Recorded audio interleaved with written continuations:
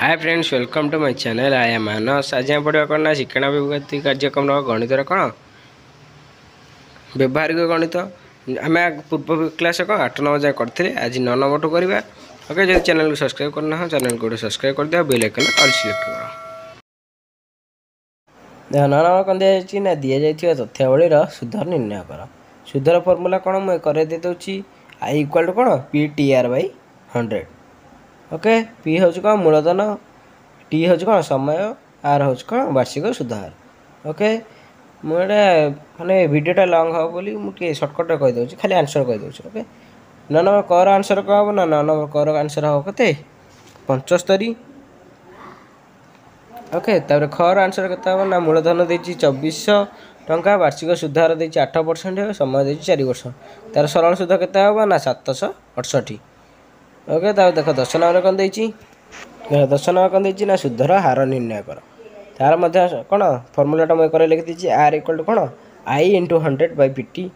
Okay, 10 number कह देती कौन ना मूलधन देती 1560 टंका, समय 3 वर्ष, सरल सुध के ना 624 टंका। ताले सुधर हार के हम ना सुधर हार हम 13.3 शतकड़ा। ओके, ख देती कौन ना मूलधन 1625, समय 2.5 वर्ष।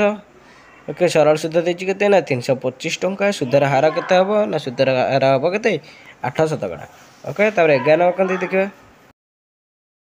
देख 11 नंबर कौन देती ना वार्षिक केते शतकड़ा सुध हार में कौन सी मूलधन 5 वर्ष द्विगुणित हो। आंसर कौन हम ना मनकर मूलधन पी केते ना 100 टंका, समय टी केते 5 वर्ष, सरल सुध आई केते हम ना 200।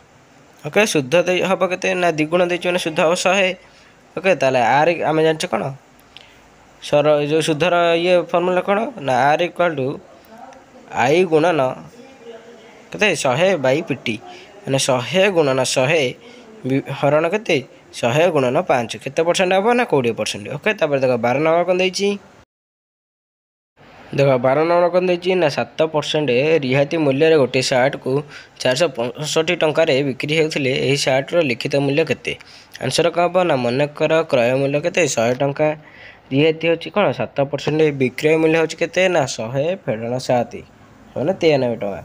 93 टंका क्रय मूल्य थी बेले लिखित मूल्य के 100 टंका हेले गोटे 1 टंका कौन क्रय मूल्य थी लिखित मूल्य के हम ना 100 विभक्त 93 टंका। ओके, 465 टंका क्रय मूल्य थिला बेले लिखित मूल्य हम सामान 100 विभक्त 93 गुणन 465 केते हम ना 500 टंका। ओके, ये मुझे तुमको माने खाली लिखी देती भिडियो लंग हम बोली जदि तुम किसी डाउट हो कमेंट करियो। ओके, तब देख 13 नंबर कौन देख 13 नंबर कौन देती ना निम्नलिखित उक्ति मध्य चल राशि देय मध्य संपर्क सड़क चलन कि प्रतिलोम चलन लेख। कह देती कौन ना पोलटी निर्माण आसी श्रमिक संख्या और कार्यटी संपूर्ण कर दिन संख्या। कह हम यहाँ ना प्रतिलोमी।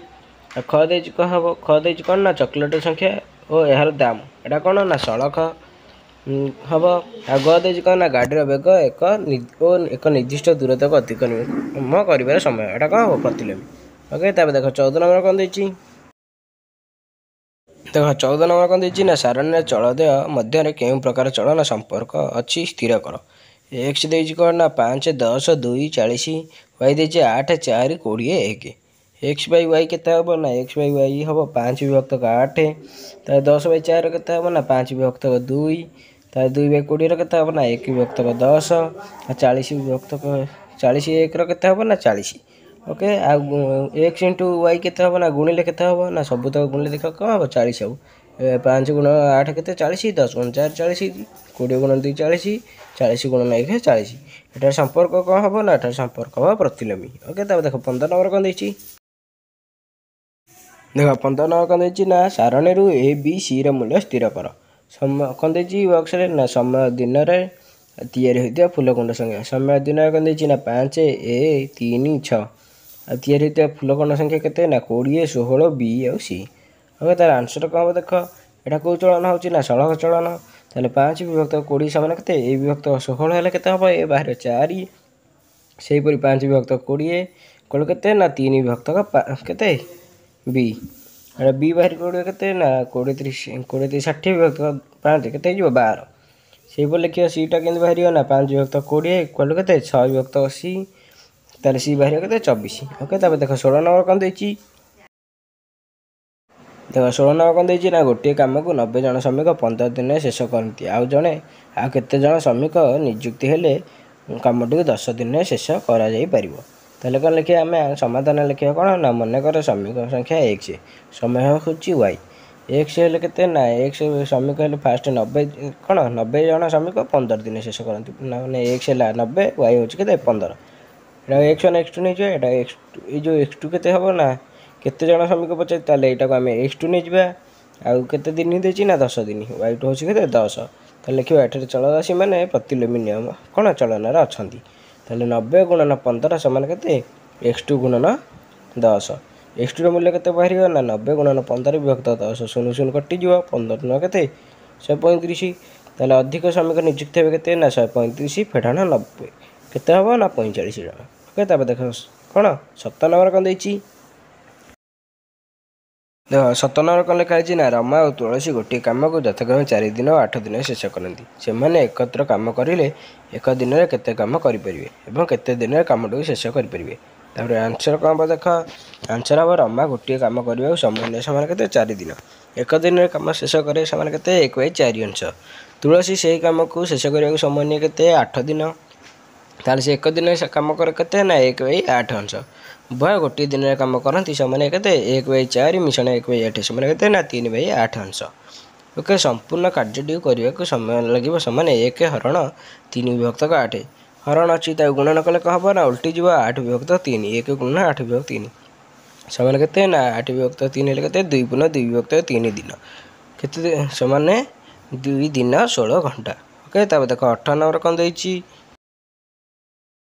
ଦେଖ 18 ନମ୍ବର କ'ଣ ଦେଇଛି ନା 3ଟି ଭିନ୍ନ ଭିନ୍ନ ପାଣି ପାଇପ୍ ଏକ ପାଣି ଟାଙ୍କିରୁ ଯଥାକ୍ରମେ 8 ଘଣ୍ଟା 4 ଘଣ୍ଟା 8 ଘଣ୍ଟାରେ ପୂର୍ଣ୍ଣ କରନ୍ତି ଏକାଠି ପାଣି ପାଇପ୍ 3ଟି ଖୋଲିଦେଲେ ପାଣି ଟାଙ୍କିରେ କେତେ ସମୟରେ ପୂର୍ଣ୍ଣ ହେବ।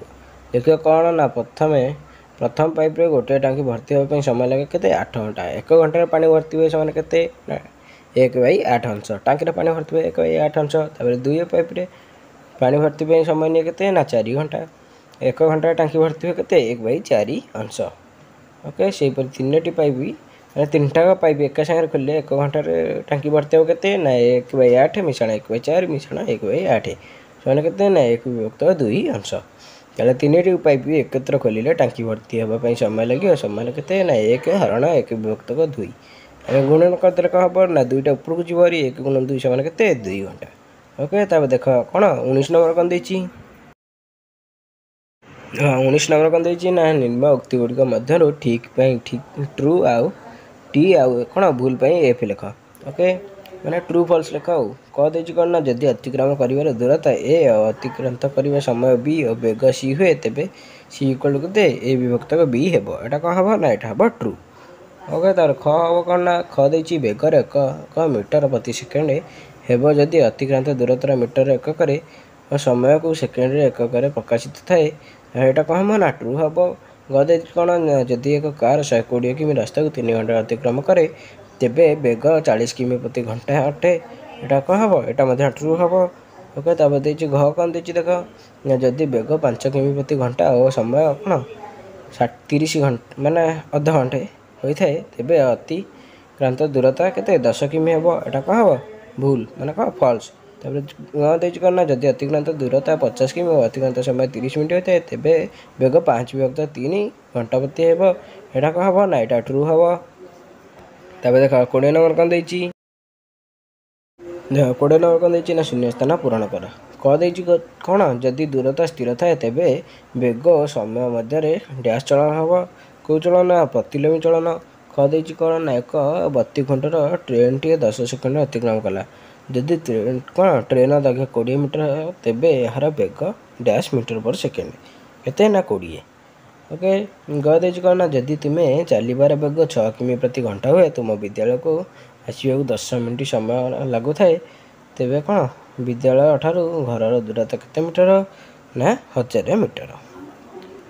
ଓକେ ତାପରେ ଦେଇଛି କ'ଣ ନା ତୁମର ଓ ତୁମ ସାଙ୍ଗର ସାଇକେଲ ଚଲାଇବାର ବେଗ ଯଥାକ୍ରମେ 10 କିମି ପ୍ରତି ଘଣ୍ଟା ଓ 3 ମିଟର ପ୍ରତି ସେକେଣ୍ଡ ତେବେ ଡ୍ୟାସ୍ର ବେଗ ଅଧିକ ବେଗଟି ଅଧିକ କାହାର ନା ସାଙ୍ଗର। ତାର ଉଁ ଦେଇଛି କ'ଣ ଦେଖ। ଦେଖ ଉଁ କ'ଣ ଲେଖା ହେଇଛି ନା ରାମ ଓ ଶ୍ୟାମ ଏକ ସ୍ଥାନରୁ ଦୌଡ଼ିବା ଆରମ୍ଭ କଲେ। ଯଦି ରାମର ଦୌଡ଼ିବାର ବେଗ ଓ ଶ୍ୟାମର ଦୌଡ଼ିବାର ବେଗ ଠାରୁ ଅଧିକ ହେଲେ 15 ମିନିଟ୍ ସମୟ ପରେ ରାମ ଓ ଶ୍ୟାମ ମଧ୍ୟରୁ କିଏ ଆଗରେ ଥିବ? କିଏ ଆଗରେ ଥିବ ନା ରାମ। ତାହେଲେ ଦେଖ 21 ନମ୍ବର କ'ଣ ଦେଇଛି। ଦେଖ 21 ନମ୍ବର କ'ଣ ଦେଇଛି ନା ଏକ ଟ୍ରେନ୍ର ବେଗ 36 କିମି ପ୍ରତି ଘଣ୍ଟା ଓ ଏହା 200 ମିଟର ଏକ ପୋଲକୁ 45 ସେକେଣ୍ଡରେ ଅତିକ୍ରମ କଲେ ଟ୍ରେନ୍ର ଦୈର୍ଘ୍ୟ କେତେ ନିର୍ଣ୍ଣୟ କର। ଦେଖିବା କ'ଣ ନା ଟ୍ରେନ୍ର ବେଗ 36 କିମି ପ୍ରତି ଘଣ୍ଟା ମାନେ ପ୍ରତି ମିନିଟ୍ରେ କେତେ ଯିବ ସେମାନେ 36 ଗୁଣନ 5/18 ହେଲା। ସମୟ କେତେ ଦେଇଛି ନା 45 ସେକେଣ୍ଡ। ପୋଲ ଲମ୍ବ କେତେ ଦେଇଛି 200 ମିଟର। ତାହେଲେ ଦୂରତା କେତେ ହେବ ନା ଟ୍ରେନ୍ର ଦୈର୍ଘ୍ୟ ମିଶାଣ ପୋଲର ଦୈର୍ଘ୍ୟ। ଆମେ ଜାଣିଛେ କ'ଣ ଦୂରତା ହେଉଛି କେତେ ବେଗ ଗୁଣନ ସମୟ। ତାହେଲେ ଦୂରତା ଆମେ କେତେ ଲେଖିଲେ ନା ଟ୍ରେନ୍ର ଦୈର୍ଘ୍ୟ ମିଶାଣ ପୋଲର ଦୈର୍ଘ୍ୟ ସେମାନେ କେତେ ବେଗ ଏଇ ଯେଉଁ ବେଗ ଦେଇଛି କେତେ ନା 36 ଗୁଣନ 8 ଏଇ ଯେଉଁ 5/18 ସମୟ କେତେ ନା 45 ସେକେଣ୍ଡ ଗୁଣନ 45। ତାହେଲେ ଲେଖିବ ଟ୍ରେନ୍ର ଦୈର୍ଘ୍ୟ ମିଶାଣ 200 ସେମାନେ କେତେ 36 ଗୁଣନ 8 ଏଇ ଯେଉଁ 5/18 ଗୁଣନ 45। ତାପରେ ଲେଖିବ କ'ଣ ନା ଟ୍ରେନ୍ର ଦୈର୍ଘ୍ୟ ମିଶାଣ 200 ସେମାନେ କେତେ ହେବ ନା କଟିକି ଯେଉଁ କେତେ 450। ତାହେଲେ ଟ୍ରେନ୍ର ଦୈର୍ଘ୍ୟ କେତେ ନା ଏକରକୁ 450 ଫେଡ଼ାଣ 200 କେତେ ହେଇଯିବ ନା 250 ମିଟର। ଓକେ। ତାପରେ ଦେଖ 22 ନମ୍ବର କ'ଣ ଦେଇଛି। ଦେଖ 22 ନମ୍ବର କ'ଣ ଦେଇଛି ନା ରାଜୁ ଆକାଶ ଓ ହରର ଚାଲିବାର ବେଗ ଯଥାକ୍ରମେ 15 କିମି ପ୍ରତି ଘଣ୍ଟା 20 କିମି ପ୍ରତି ଘଣ୍ଟା 18 କିମି ପ୍ରତି ଘଣ୍ଟା ହୋଇଥିଲେ ସେମାନଙ୍କୁ 360 କିମି ରାସ୍ତା ଅତିକ୍ରମ କରିବାକୁ କାହାକୁ କେତେ ସମୟ ଲାଗିବ ନିର୍ଣ୍ଣୟ କର। ସମାଧାନ କ'ଣ ଲେଖିବା ନା ରାଜୁ 15 କିମି ଯିବାକୁ ସମୟ ଲାଗେ କେତେ ନା 1 ଘଣ୍ଟା। 1 କିମି ଯିବାକୁ କେତେ ଲାଗେ ନା 1/15 ଘଣ୍ଟା। ଓକେ। 360 କିମି ଯିବାକୁ ଲାଗେ ସେମାନେ କେତେ 1/15 ଗୁଣନ 360 ସେମାନେ କେତେ 24 ଘଣ୍ଟା। ଆକାଶକୁ କେତେ ନା 12 କିମି ଯିବାକୁ ଲାଗେ ସମୟ କେତେ ନା 1 ଘଣ୍ଟା। 1 କିମି ଯିବାକୁ ସମୟ ଲାଗେ କେତେ ନା 1/12 ଘଣ୍ଟା। ଓକେ। ତାହେଲେ 360 କିମି ଯିବାକୁ ଲାଗେ ସମୟ କେତେ ନା 1/12 ଗୁଣନ 360 ସେମାନେ କେତେ ନା 30 ଘଣ୍ଟା। ହରି ସେଇଭଳି ଯିବ ହରି ଯିବାକୁ 18 କିମି ତାକୁ ସମୟ କେତେ ନା 1 ଘଣ୍ଟା। ତାହେଲେ 1 କିଲୋମିଟର ଯିବାକୁ କେତେ ଲାଗିବ ନା 1/18 ଘଣ୍ଟା। 360 କିଲୋମିଟର ଯିବ କେତେ ନା 1/18 ଗୁଣନ 360 18 ଦୁଗୁଣେ ମାନେ 18କୁ 360 ଗଲେ କେତେ ହେବ 20 ଘଣ୍ଟା। ଓକେ। ତାହେଲେ ଦେଖ କ'ଣ ଲାଷ୍ଟ କ'ଣ କୋଶ୍ଚିନ୍ କ'ଣ ଦେଇଛି ଲାଷ୍ଟ କୋଶ୍ଚିନ୍। ଦେଖ ଏ କାର୍ଯ୍ୟପତ୍ରର ଲାଷ୍ଟ କୋଶ୍ଚିନ୍ କ'ଣ ଦେଇଛି ନା ଜଣେ ବ୍ୟବସାୟୀ ଏକ ଚେୟାରକୁ 10% ଲାଭ ରଖି ଦୋକାନକୁ ବିକ୍ରି କଲା। ଉକ୍ତ ଦୋକାନୀ ଗ୍ରାହକକୁ 594 ଟଙ୍କା ବିକିବାରୁ ଯଦି 20% ଲାଭ ହୋଇଥାଏ ତେବେ ବ୍ୟବସାୟୀ କେତେ ଟଙ୍କାରେ ଚେୟାରକୁ କିଣିଥିଲା ନିର୍ଣ୍ଣୟ କର। ଏଇଟା ତୁମ ପାଇଁ କ'ଣ ନା ଏଇଟା ତୁମ ପାଇଁ HW ରହିଲା। ଓକେ। ଏବେ କ'ଣ ଏଇ ୱାର୍କସିଟ୍ଟା ସରିଯାଇଛି ମାନେ କାର୍ଯ୍ୟପତ୍ରଟା ସରିଯାଇଛି। ଯଦି ଭିଡ଼ିଓଟି ଭଲ ଲାଗିଥିବ ଭିଡ଼ିଓକୁ ଲାଇକ୍ କର ସେୟାର କର କମେଣ୍ଟ କର ଆଉ ଯାହା ବି ଡାଉଟ୍ ଅଛି ତୁମେ ମୋତେ କ'ଣ କମେଣ୍ଟରେ ଲେଖିବ ମୁଁ ତୁମକୁ କ'ଣ ଆନ୍ସର୍ ସଲ୍ୟୁସନ୍ ପଠାଇବି। ଓକେ।